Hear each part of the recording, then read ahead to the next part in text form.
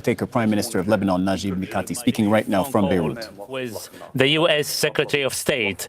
That's why my main demand was to have a ceasefire established, at least to have any bombardment on civilian and residential population stopped. This is what happened yesterday. 139, including 22 were fallen as martyrs. All of them were civilians. Therefore, this is no longer acceptable. Where is humanity? What reality are we living as? At the outset, I extended all prayed to honor the memory of the fallen martyr as a result of the Israeli aggression, the last of which in Ras Naba. We call an outcry to the whole world, not a cry of pain or disappointment, simply because we are strong with our faith, holding steadfast to our sovereignty in all the international circles and the meetings held with the key partners and in global world states and officials. We reiterated that Lebanon is committed and adamant to have the Resolution 1701 implemented to the letter. The international community must oblige the Israeli enemy to stick to the international resolution, namely this particular one. In today's meeting, we had handed down the following solution: to have the Foreign Ministry to file a petition to the Security Council to have a resolution handed down for an immediate ceasefire, with a reiteration that the Lebanese government is committed to implementing Resolution 1701 to the letter, with all its annexes, namely with the deployment of the Lebanese army to the south, reinforcing our forces on the southern borders, whereby this resolution put to full implementation. This stand is not new. This is what we have been reiterating in the United Nations General Assembly in the year last. We have reiterated the same since the beginning of war on Gaza. All realize, the near and the far, that it was the Israeli enemy that has rejected all our calls and proposals in this direction. My call to all our officials and all the political factions to stand together to protect our social fabric and maintain the unity of our country. I warn you all that we are living in a dire moment in our history, despite all the efforts made globally and regionally to steer away from the unthinkable to happen. The Israeli war on Lebanon escalates, wreaking more destruction, killing, violating our skies and land, as if we are abandoned and as if we are forbidden from defending our homeland, our established rights, and our dignity.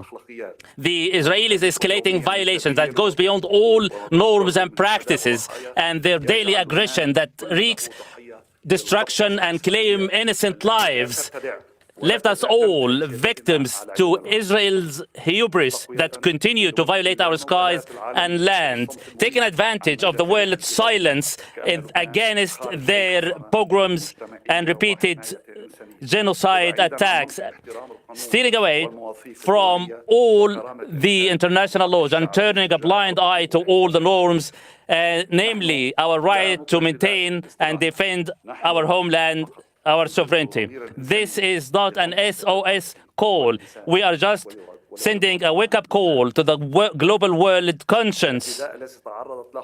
The attacks on the UNIFIL forces by Israel is totally condemned. It is now in the hands of the international community, whose resolutions and international laws are repeatedly violated by Israel. The outcry launched by us from INLT was based on the global stand taken by the United States, France, and other G2 countries. It is a call in the name of Lebanon and all the Lebanese. It is viable and workable for us to come together, our hands, our arms stretched wide open for peace and harmony, for more unity with all our political factions. And each and every meeting, we reiterate our call to have an president elected at the earliest. We listened to the briefs made by the respective ministers. The first, the Minister of Environment, who briefed us on the daily effort made by the Emergency Commission, providing sheltering facilities, medical supplies, and food. We have now established more than 1,000 sheltering centers, including 600 school buildings. His Excellency, the Minister, briefed us on the handouts, namely the food supplies, medical supplies, including those what has been done over the past week and what is scheduled over the coming days. He also briefed us on the assistance and relief aid received from our brotherly and neighboring states. And on behalf of the Lebanese people and the government, I thank all those governments. As of tomorrow, we'll have an air bridge established between Lebanon and the Kingdom of Saudi Arabia, where more relief aid will be received from the Kingdom of Saudi Arabia, in addition to that received from other states. And I'm afraid I would fail to mention all of them. Once again, I thank him all for sending the assistance to the Lebanese people. We are also taking account for the winter season, which is around the corner. And His Excellency, the Minister, briefed us on the necessities required, namely the fuel needed for the sheltering centers and other state institutions. He also briefed us on the kind of clothes needed for the displaced people, namely children.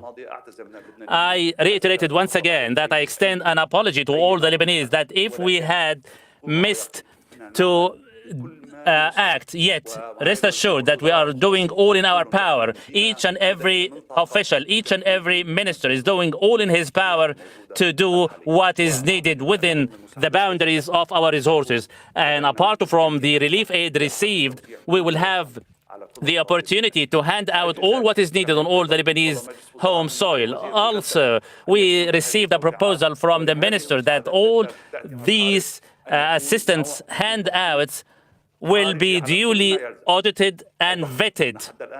As we speak, we have not received any shortcomings. However, all the food supplies, the medical supplies, mattresses, clothing received will be posted on the government's website, explaining the source of this assistance, how it is distributed, and how it is handed out to the people. As we know, we have been reiterating, including this morning sessions, that all the international organizations operating in Lebanon are welcome, and they are free to work. Yet on one condition, all must be in coordination with the government in order to avoid any duplicate distribution of assistance. We have also received a briefing from the Education Minister, the conditions at schools and how to meet the requirements of the academic year. Especially many of the school buildings are now occupied by displaced Lebanese. The Environment Minister also explained that more displacement and sheltering centers can be established either by dedicating more schools or assigning other buildings. And we are in coordination with the concerned ministers looking for the suitable facilities to this direction. Also, the Health Minister briefed us on the current health situation. Some government hospitals were in dire need for certain medical supplies and medicines. And this morning, the distribution of the necessary medications have been started. Also, the Interior Ministry spoke about the Central Security Council. We reiterated to the Minister that caution must be exercised and close follow-up must be carried out, that all public and private property are protected under the Constitution. Any person violating these laws must be held to account, especially that private property cannot be invaded by displaced citizens. Also, those who are left in the open without a sheltering place will be closely followed up with. To, again, rest assured that we are doing all what we can, be it myself, the Interior Ministry, the Environment, the Education Minister, including the armed forces. We are all together doing all what we can to restore life to the minimum as it was before. The Transportation Minister also explained about the condition on the border crossing, the Beirut airport, and things are in normal course.